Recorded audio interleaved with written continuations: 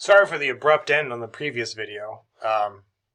There was just a little glitch, and then I had to stop it and go back and trim it a little bit. So don't worry, I'm picking up right where we left off. So we were talking about benefits. Now, can humans cause volcanic eruptions?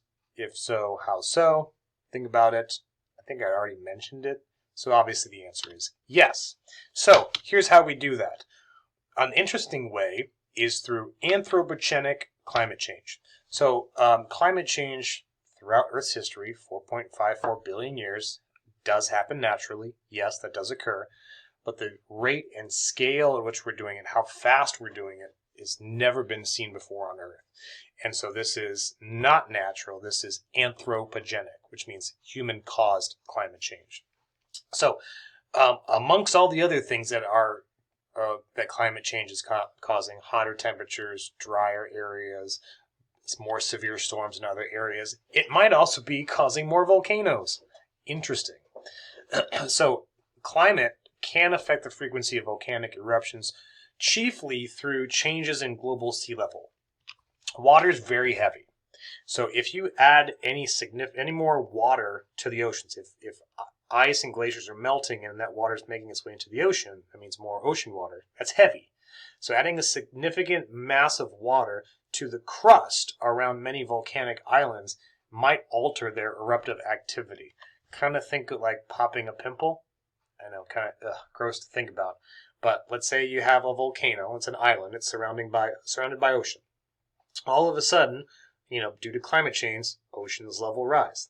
That means there's more water pushing down on the crust around the ocean. So it's kind of like applying a little bit more pressure. That may cause the pimple to pop. That may cause the volcano to erupt. So another fun outcome of climate change. But what's interesting, not only more water, but if we're melting the ice, that might also cause volcanic eruptions where that ice or glaciers were. So let's say you have a volcano and there's ice or glaciers on top. Well, that ice and glaciers on top, may be acting like a preventative cap. So when glaciers kind of melt or retreat, there's less pressure on Earth's surface.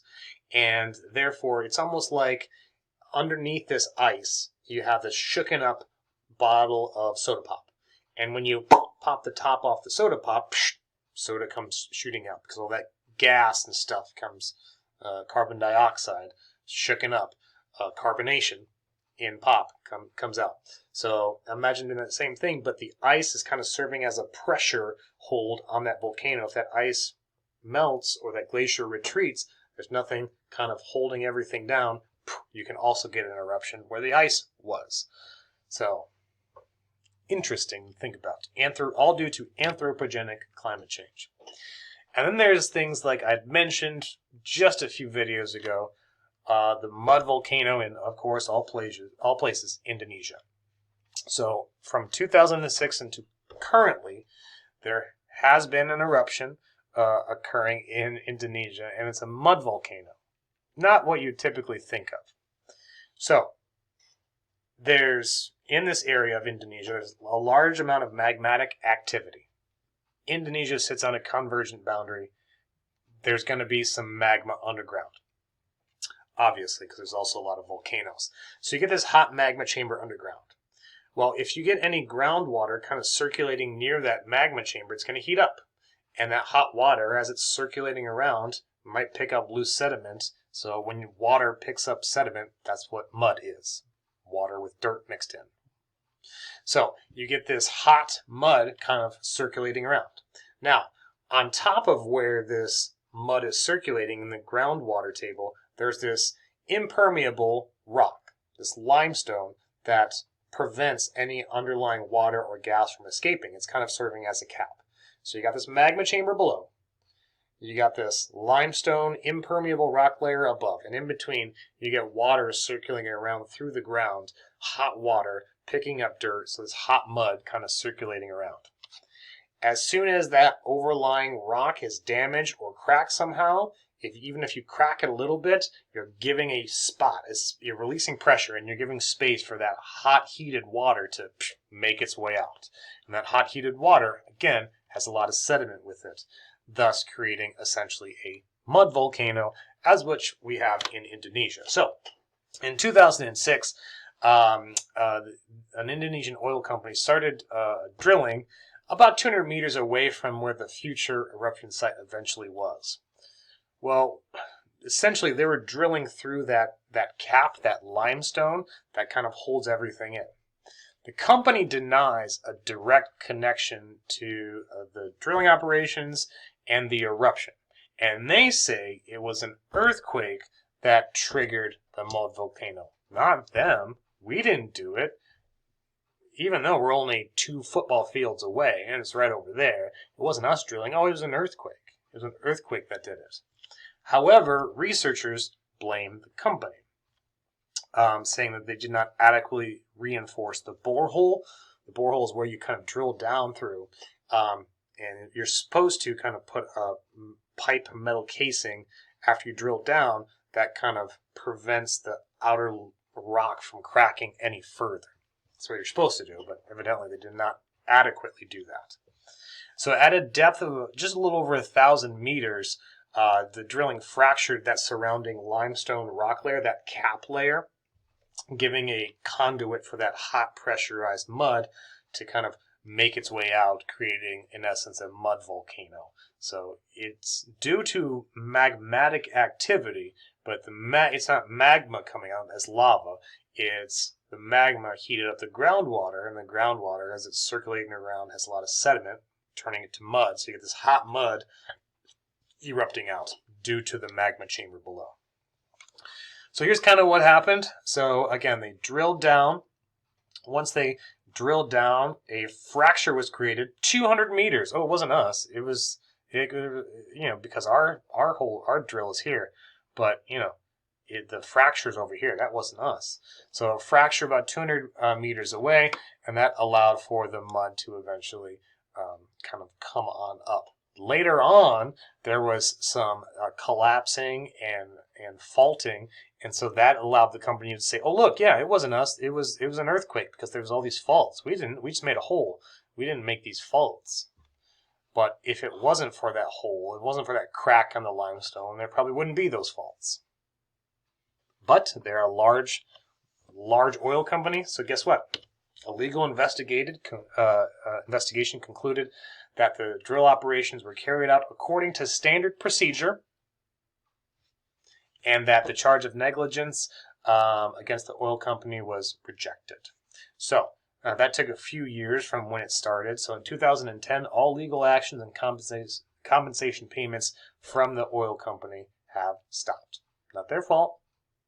It was. But the law said, well, you just followed, the rules of what you should have been doing, so you're not to blame. This just kind of happened.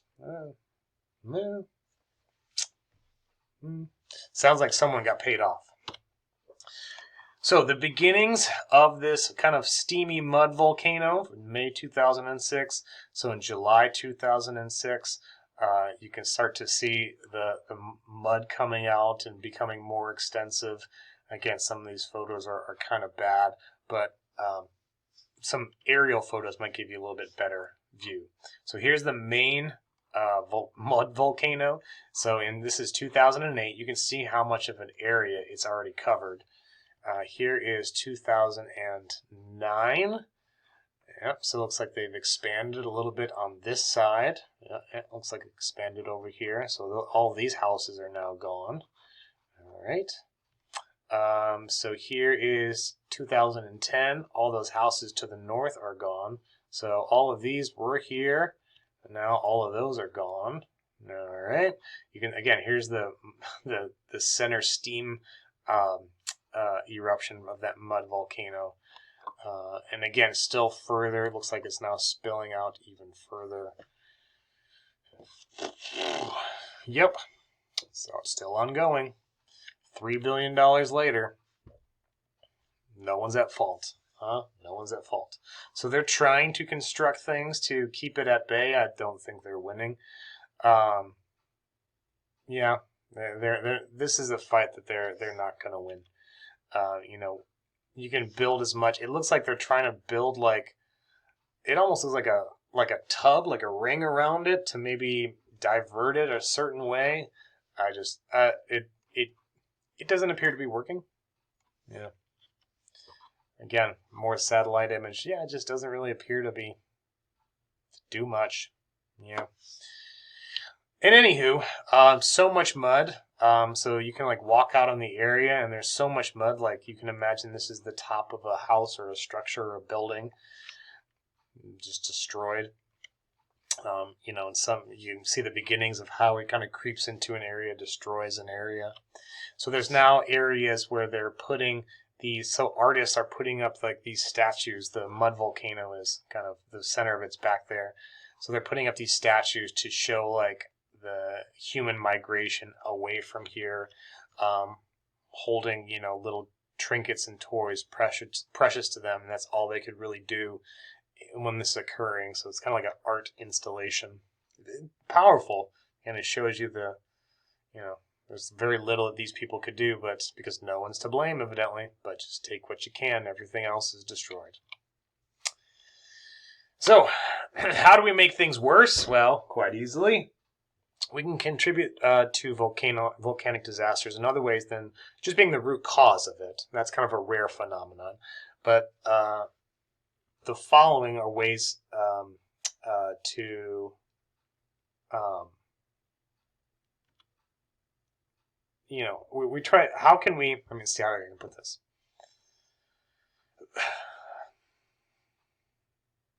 We can't stop a volcano. There are just certain things that we can't stop, volcanoes being one of them. How we deal with them is the best way. So since we can't really stop them, what can we do to try and mitigate, lessen those effects? So how we educate people about natural hazard that might affect them. So just educating people, that's a powerful tool. Designing early warning systems, emergency response systems, that's a powerful tool. Where we choose to build our dwellings, that's a powerful tool. Where we build transportation and other support systems, roads, subways, etc. How we manage forests and farming. Again, if we think about these in the right sense, then we're making things better. But oftentimes we don't, therefore we make things worse. We don't educate people. We don't have warnings because we don't think it's going to happen.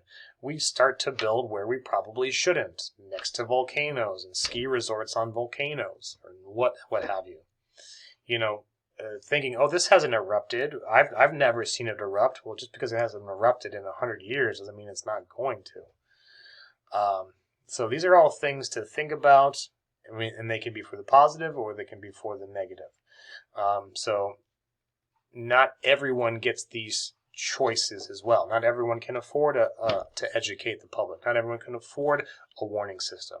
So think about low versus high income. That's why where you have these disasters involving volcanoes, even nowadays, Indonesia, is just an example. If you looked around in those areas, it's a very poor area, very, poorly constructed, kind of shanty type area. And so these things that we should be thinking about, not always can we do that, or have the money to do that, or have the ability to think about even doing that, because I'm worried about just putting food on my table. So in general, we make things worse. But with volcanoes, there's not a lot of warning. Just like with earthquakes, there's not a lot of warning. The rumblings of the mountain. Okay, maybe something's going to happen, but we can't say when. We can't say necessarily where, but we can just say, you know what, we might want to get out of here. That's kind of the best we can do. And with that, that's the end, my friends. It was a long one. Way to stick through to the end. Nice work. I'll see you next time.